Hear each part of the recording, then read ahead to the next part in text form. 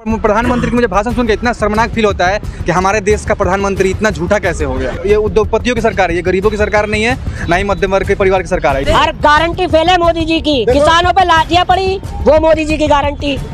कीलें खड़ी हुई, वो मोदी जी की गारंटी। पहलवानों को घसीटा गया, वो मोदी जी की गारंटी।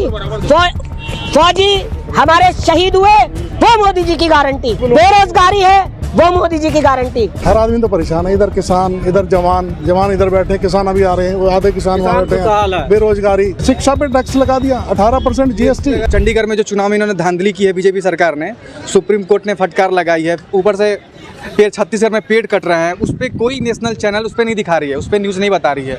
एप्पल जो है वो सेमीकंडक्टर के लिए लड़ रहा है, उस पर कोई चैनल न्यूज़ नहीं दिखा रही। दिखाएगी क्या? राम मंदिर।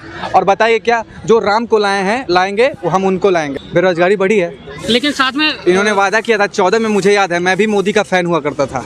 2014 में जब मैं छपरा अपने घर पे था, तो 14 में हमारे ज़िले मरहौरा में मोदी जी आ रहे थे और इन्होंने 2 करोड़, हर साल 2 करोड़ रोजगार का इन्होंने वादा किया था। और इन्होंने खुद कहा था कि यहाँ पे जो चीनी मिल है, महालैक्टो मिल है, इसको मैं चालू करवाऊंगा। 2014 के बाद उस एरिया में आज तक मोदी ना गए, ना उसकी चर्चा करी मोदी ने। मुझे तो मोदी जी का कोई काम दिखता ही नहीं है। बस ये दिखाते हैं, जितने भी हिंदू धर्म के लोग हैं उनके साथ इन्होंने इमोशनल कनेक्शन जोड़ लिया है। और मतलब जितने भी नेशनल चैनल हैं उस पर बस यही चीज़ें दिखाई जाती है। राम मंदिर दिखाया जाएगा, फिर से मथुरा का दिखाया जाएगा, उससे ज़्यादा होगा 370 दिखा दिया जाएगा। भाई और बहनों, बहुत हुआ बेटियों पर अत्याचार। अब की बार बीजेपी सरकार, मोदी सरकार गलत बोल रहे थे। हर गारंटी फेल है मोदी जी की। किसानों पे लाठियां पड़ी, वो मोदी जी की गारंटी। कीलें खड़ी हुई, वो मोदी जी की गारंटी। पहलवानों को घसीटा गया, वो मोदी जी की गारंटी। फौजी हमारे शहीद हुए, वो मोदी जी की गारंटी। अभी तक जांच नहीं हुई। बेरोजगारी है, वो मोदी जी की गारंटी। इनसे सिर्फ जातिवाद पे राजनीति करा लो, धर्म के नाम पर राजनीति करा लो।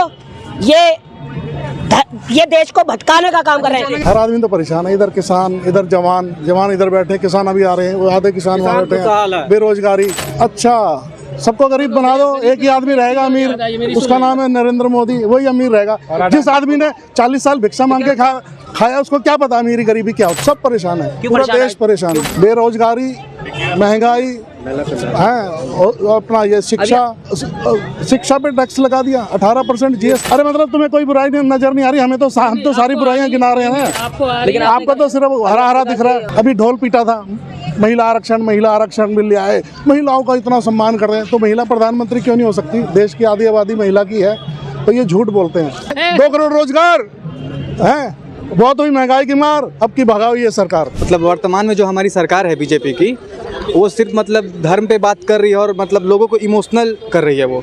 और मतलब जैसा कि हम जानते हैं कि जो आजकल बीजेपी पार्टी है वो मतलब विश्व की सबसे अमीर पार्टी हो चुकी है। तो उसने मीडिया को खरीद लिया है।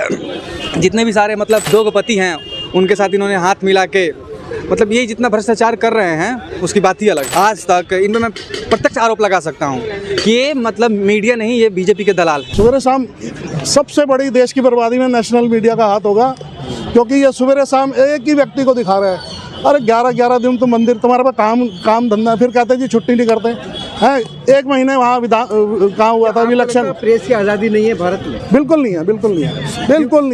देश की बर्बादी में मीडिया का नंबर 1 होगा हाथ। अब की बार जो ये हो रहा है ना, तो वर्ल्ड मीडिया इंडेक्स में भारत का क्या स्थान है पता है आपको? क्या मैं रैंकिंग क्या है? सबसे फिसड्डी होगी। ये उद्योगपतियों की सरकार है, ये गरीबों की सरकार नहीं है, ना ही मध्यम वर्ग के परिवार की सरकार है। ये सरकार है उद्योगपतियों की और गुजरातियों की। आपने बात की महिला सशक्तिकरण की, मणिपुर में वो घटना हुआ, अभी कुछ दिन पहले BHU में घटना हुआ था जिसमें 3 युवक मुसलमान का नाम धारण करके उन्होंने ऐसा मतलब रेप किया और बाद में पता चला कि क्या वो एक हिंदू हैं। तो बीजेपी का सिर्फ एक ही एजेंडा है कि बस हिंदू मुसलमान करवाओ, मंदिर पे बहस करो, ज़्यादा हो तो पाकिस्तान को दिखा दो कि पाकिस्तान इतना रो रहा है, गरीब है, मर रहा है। मतलब वही उस पर बात करो, असली मुद्दे पे बात मत करो, किसान पे बात मत करो, मजदूर पे बात मत करो। 2014 में 260 रुपये थी लेबर कॉस्ट, आज कितनी है? 320 रुपये। बताइए, 10 साल हो गए। तो प्रधानमंत्री के मुझे भाषण सुन के इतना शर्मनाक फील होता है कि हमारे देश का प्रधानमंत्री इतना झूठा कैसे हो गया।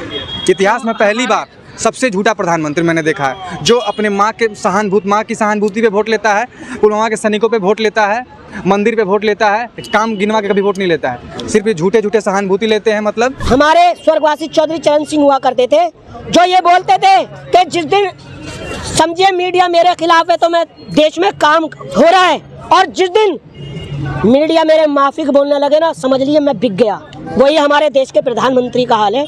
अडानी अंबानी के हाथ वो बिक चुके हैं। पत्रकार महोदय, सवाल ये नहीं है कि बस्तियां जली कैसे और आग लगाई किसने, सवाल ये है कि पागल के हाथ में माचिस दी किसने। गरीबी छुपाई जा रही है।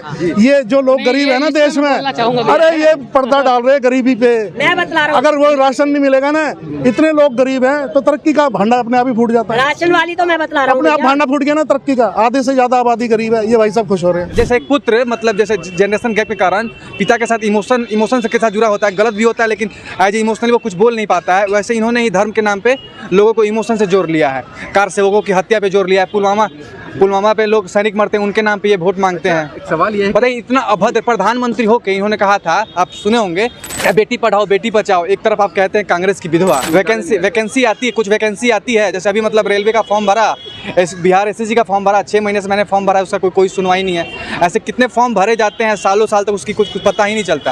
और उसके बाद एग्जाम होता है तो पेपर लीक हो जाता है। मजदूरों के लिए वो कुछ नहीं कर रही है। विजय माल्या नीरव मोदी को लेके आओ ना, विदेशों में डंका बज रहा है। विजय माल्या नीरव मोदी 36 लोग पैसा लेके भागे हिंदुस्तान का है, उनको ला नहीं पा रहे। पकौड़ा बेच ले ठेला लगा के। बताइए, बीजेपी को ये नहीं पसंद आता है, उन्हें समझ में आता है कि जीविका क्या होती है और रोजगार क्या होता है। अब पकौड़ा बेचें, उससे तो मेरा जीविका अर्पण होगा, 2 रोटी खाने को मिलेगा सुबह शाम, उसको रोजगार नहीं ना मांगे, उससे ना मेरे सपने पूरे होंगे ना शौक पूरे होंगे। गुजरात यूनिवर्सिटी से झूठी डिग्री लेके पकौड़े छालूं। जितने भी बड़े बड़े उद्योगपति हैं, जब हिंडरबर्ग ने रिपोर्ट डाला और मतलब अडानी जी ऊपर से सीधे अर्थ से फर्श पे आ गए, उसके बाद फिर आज वो 1 नंबर पे हैं अडानी जी। उन्होंने 12,000 कुछ करोड़ रुपए पैसे माफ़ कर दिए, लेकिन वही किसान का जो पैसे की बात माफ़ आई, आय दुगनी करेंगे, उस पर इन्होंने कुछ नहीं। आए दिन से किसान मर रहे हैं। अरे प्रधानमंत्री की बात का कैसे विश्वास करें, जो कह रहे 70,000 करोड़ का ये एनसीपी ये चक्की पीसेंगे, वो उनके पार्टी में शामिल हो गया, खत्म, भ्रष्टाचार खत्म। फिर विकास मुद्दा होना चाहिए, किसान मुद्दा होना चाहिए, शिक्षा मुद्दा होना चाहिए। मुद्दा कौन उठा रहा है? राहुल गांधी के जो 5 मुद्दे हैं ना, एकदम सही हैं, जड़ से जुड़े हुए मुद्दे। हाँ, मैं बिल्कुल राहुल गांधी के साथ हूँ, क्योंकि उनकी नीतियाँ मुझे अच्छी लग रही हैं, और उनकी जो पद यात्रा है, भारत जोड़ो यात्रा है, बहुत ही अच्छी लग रही है। अभी केदारनाथ गए थे राहुल गांधी, इन्होंने आरएसएस की टीम भेजकर केदारनाथ प्रांगण में वहाँ जय हर हर महादेव का नारा नहीं, इन्होंने लगवाया जय मोदी, हर हर मोदी। ये करवाते हैं मोदी जी। मैं न्याय योद्धा बनना चाहूँगा। ऐसा क्यों? क्योंकि मुझे मतलब राहुल गांधी की सारी नीतियाँ अच्छी लग रही हैं, इनकी तरह जुमली नहीं लग रहे हैं मुझे, इनकी तरह झूठे नहीं लग रहे हैं। जब अन्याय चरम सीमा पहुँच जाता है, तब आदमी एक्शन लेता है, तो राहुल जी ने अब सही समय पर एक्शन लिया है। और इनमें इतना खलल डाला जा रहा है, जहाँ जा रहे हैं वहाँ बीजेपी की टीम आती है, खलल डाल देती है, जहाँ जाते हैं वहाँ बीजेपी की टीम आती है।